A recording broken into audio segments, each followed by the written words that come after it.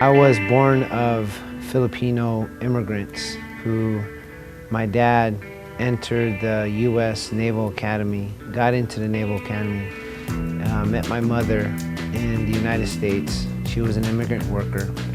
And then my dad got stationed to Japan, where I was born. Lived there for 2 years, and moved to Northern California in Vallejo. I had to kind of get my respect out of sports, I had to show that I was strong in everything that I did, sport-wise. When bullies come around, they kind of picked on the kind of more feeble guys or feeble people, and I kind of had to show myself and kind of be more athletic, and so I worked hard.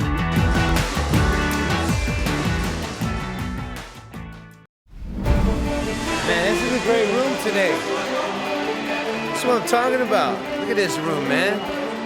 Got a great room here at Rain Training Center, baby. Train the rain. And then I ended up becoming a two-time All-American, two-time conference champion, two-time All-American, two-time academic All-American, and an NCAA national champion. And that's a story of my college career. I worked hard, very hard, to achieve that national champion honors. And then I coached for 3 years at Oklahoma State, accepted a job at UC Davis, and there I met Uriah Faber. I feel like we need to do this. Everybody in, everybody in, everybody in, everybody in. All right, I'm gonna say, no, I say don't, you say sharp. Don't, sharp, don't, sharp, don't, sharp, don't, sharp, don't, sharp, don't, sharp, don't, sharp. On three, rain, on three. 1, 2, 3, rain. Just out of the blue, Uriah was like, Munoz, you need to come to this practice. I'm like, cool. Just thinking I would watch it.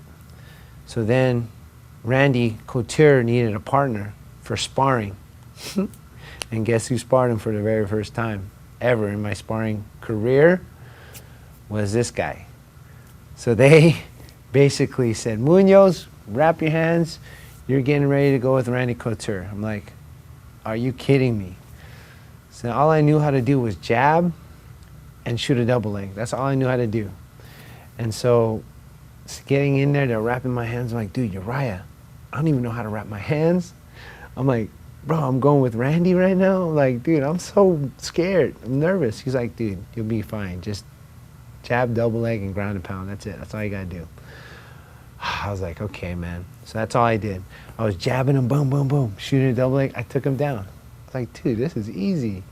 And then after I got done sparring, Randy sought me out, and he goes, Mark, you really need to consider doing mixed martial arts. I'm like, really? He goes, yeah, you're a natural. I'm like, wait, dude, you're the natural. Like, that was a funny story, and I'm like,